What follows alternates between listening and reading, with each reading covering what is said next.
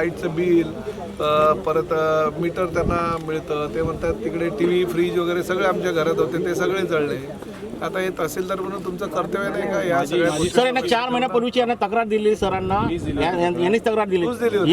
मला धमकी दिली होती यांनी हिरेन म्हात्रे गुप्तानी हिरेन म्हात्रे जो भरणी करत होता सर, भरणी करत होता आणि त्याला 3-4 निर्देशन पण आणून दिलं होतं. कोण हिरेन म्हात्रे? यांचा महेश म्हात्रेचा भाऊ जे नगरसेवक होता. अच्छा, म्हणजे महेश म्हात्रे आणि हिरेन म्हात्रेच भरणी करतात. मग तुम्ही काय त्यांना तक्रार केली? तुम्ही लेखी तक्रार केली होती? केली तलाठीने सांगितलेलं ही भरणी बंद करा. अजूनही कालपर्यंत चालू होती, काल दुपारी चालू होती भरणी, आज बंद आहे. हो सर. काय सर या सिरियल नंबरमध्ये आपण गुन्हे पण दाखल केले, गुन्हे दाखल होतात पण भरणी बंद होत नाही. गुन्हे दाखल केले असते आणि सगळ्या कारवाई केली असती तर आज 3 लोक मेली नसती ना. आता 2 15-16 वर्षाची पोरं मेली, परत अजून एक माणूस मेला. हे 3 लोक आता यांच्या हत्येला किंवा हत्याच बनणार ना, ते मृत्यूला जबाबदार कोण मला सांगा.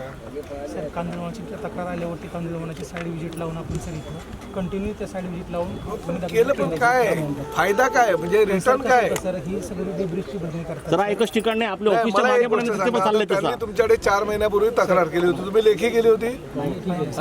लेखी तक्रार केल्यानंतर तुम्ही त्यांच्यावर काही गुन्हे दाखल केले? सर साईड व्हिजिट लावली आपण. नाही, गुन्हे दाखल केले का? ते जी नावं घेतात त्यांची, आता मला काय त्यात राजकारण आणायचं नाही, पण ते आता ज्यांची नावं घेत आहेत ते सन्माननीय भारतीय जनता पार्टीचे नगरसेवक आहेत. मग तुम्ही त्यांच्यावर काही कारवाई केली का? की हे पण इकडे पण त्या याच्यासारखंच बोरवेल सारखंच होणार?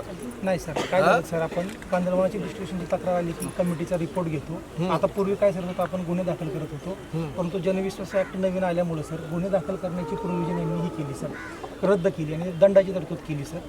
आता दंड कुणी लावावा ही स्पेसिफिक नसल्यामुळे मार्गदर्शन मागितलं सर आपण.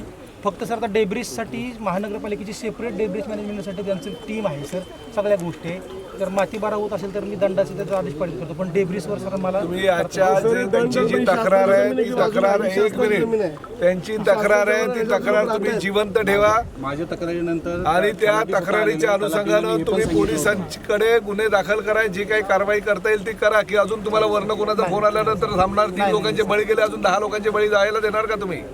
सर त्यांची तक्रार आहे ती तक्रार तुम्ही जिवंत ठेवा माझ्या तक्रारीनंतर आणि त्या तक्रारीच्या अनुषंगानं तुम्ही पोलिसांकडे गुन्हे दाखल करा. जी काही कारवाई करता येईल ती करा. की अजून तुम्हाला वर्ण कोणाचा फोन आल्यानंतर थांबणार? 3 लोकांचे बळी गेले, अजून 10 लोकांचे बळी जायला देणार का तुम्ही?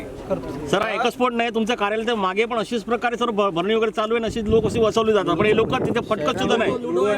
लुडो क्लबच्या मागे सर, आणि तिथेही कधी आग लागू शकते सर, पण हे लोक तिथे फटकतच नाही. शहरामध्ये अजून किती ठिकाणी असे झोपड्या आहेत अनधिकृत सरकारी किंवा खासगी जागेवर, हे माहीत असेल ना साहेबांना? त्यांच्यावर काही कारवाई वगैरे करता येईल?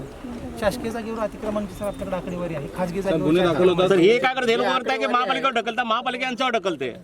कसं आकडेवारी आहे, आहे, तर त्याच्यावर काय खाजगी आपल्याकडून जागेवरचं अतिक्रमण काय असेल ते महापालिकेकडे रेकॉर्ड असतो, परंतु शासकीय जागेवरचं अतिक्रमण किती आहे आता? माझ्याकडे आहे सर, पूर्ण डाटा आहे त्याचा. पूर्ण आहे. तुम्ही आता मी आयुक्तांना बोलवलंय, तुम्ही ताबडतोब सगळीकडे जी अतिक्रमण शासकीय जागेवर असेल ते ताबडतोब काढण्याच्या संदर्भात सूचना सगळ्या संबंधितांना घ्या आणि कुठल्याही राजकीय दबावाला बळी पडू नका. राजकीय दबावाला बळी पडून लोकांचे बळी जात आहेत. आता मला एक गोष्ट सांगा, हे 3 लोक गेले, आपण काय शासकीय मदत त्यांना देऊ शकतो? सर जर आपल्या मार्फत किंवा एकदा मुख्यमंत्री साहेबांना प्रस्ताव गेला तर होऊ शकतं. कारण हीची तरतूद फक्त नैसर्गिक आपत्तीमध्ये शासनातर्फे वीज, वारा, पाऊस यांना जर आग लागून बरोबर आहे ते आहे. आता आग लागल्यानंतर काय आता तुम्ही म्हणजे आपल्या महसूल विभागाकडून सर त्याचं प्रोव्हिजन नाही आहे. त्याच्यामध्ये एकच करू शकतो, जर प्रस्ताव गेला मुख्यमंत्री साहेबांना कोणाकडनं पाठवायला लागेल? सर आपल्या पत्रावरती आम्ही लगेच पाठवू. तुम्ही पाठवून द्या, मी पत्र देतो. हे कुठे गेले? पुराडे पत्र तयार करा. आणि काय झालंय, ह्याची पण मदत अजून मिळाली नाही. गेल्या वेळेस आपण गेलो होतो ना, ती आग लागली होती हटकेश आला प्लेझंट पार्कला, ती पण अजून मदत मिळाली नाही, नुकसान झालं. तर हे दोन्ही एकत्र करून यांच्या माध्यमातून पाठवून द्या. ते पण पंचनामे तुमच्याकडे रेडीच आहेत ना तिकडे प्लेझंट पार्कचे, ते पंचनामे आणि हे पंचनामे एकत्र करून दोन्ही मदतीसाठी शासनाला पाठवून द्या.